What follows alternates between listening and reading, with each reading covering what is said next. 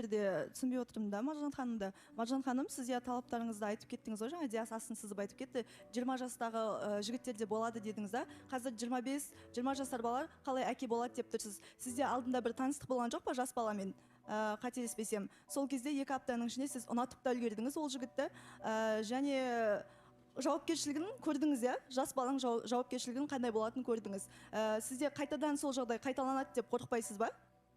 Жоқ, жаңағыдай аузы күйген үрлеп ішеді деген сөз бар ғой. Мен бір рет аузым күйді, енді келесілерін үрлеп ішіп отырамын да.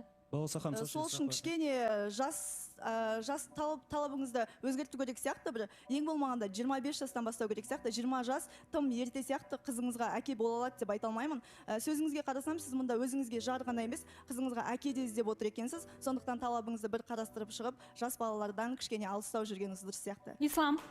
Ассалаумағалейкум, елдар бауырым. Ассалаумағалейкум, қош көрдік. Жаңа мына жерде сұрақ қойылды ғой, негізі қазақта айтады тең-теңмен, тезек қабымен деп. Тем более сен жас баласың, әлі 20-дағы баласың. Өзіңнен үлкен әйел кісіге, тем более ажырасқан баласы бар кісіге келіп отырсың. Қазақта осы жерде үлкен сұрақ болады. Үйленген нес, баласы нес деген сұрақ болады. Ол өзіңнің әке-шешеңнің тарапына жаңа қойылған сұрақ болды. Бірақ сізде нақты жауап болған жоқ. Анаңыздың, отбасыңыздың көзқарасын біліп, жақсы көзқарас болғаннан кейін келіп отырсыз ба? Әлде өзіңіздің таңдауыңызбен ғана ма? Енді дұрыс қой, енді қазір бәріңіз айтып отырсыздар ғой, әдемілік үшін келін, әдемілік үшін келін деп.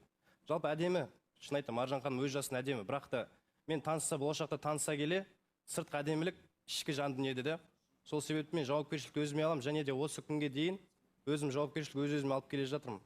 Анам разы болса болды, анам мені қолдайды деп ойлаймын. Разы бол, анаңызға айттыңыз ғой, бірақ осы Маржан ханымға барамын үміткер болып деп, әлде айтпадыңыз ба? Айтқан жоқ. Ертеңгі күнде қарсы болып жатырса, біліп, мысалы, ертең ол кісіге де жазады ғой, ана бала, жас бала осындайға барыпты деп, енді қанша дегенмен қазақ туған туыс көп деген сияқты ой өзгеріп кетпей ме анаңыздың? Сол кезде сіз қандай әрекет жасайсыз? Тағы қайталап өтейін, осы күнге дейін анам мені қолдайды. Мен сенімдімін. Маржан ханым, сізге қоятын сұрағым, бәрі айтып жатыр ғой, келгеніңізге көп рахмет. Сізге де сұрақ бірінші. Бәрі сізге жабылып жатыр, негізі бәріне айтарым, менің ұлым кеш айтып кеткенде 25-те, 19 жасында ол өз мойнына жауапкершілік алды. 5 саусақ бірдей емес, сол үшін ойлаймын, әр еркектің, кеше Маржан өзі айтып кеткендей, 20 жастағы баланың сана сезімі, сана ойы, ол 35-40 жасқа шейінде болуы мүмкін. Сондықтан да келгеніңізге көп рахмет. Ашамыз ба, мүмкін ашып алып, өзін көргеннен кейін, бәлкім сенімділік пайда болар. Мен де сол қатты ашқым келіп тұр, шымылдырды. Ендеше шымылдық ашылсын.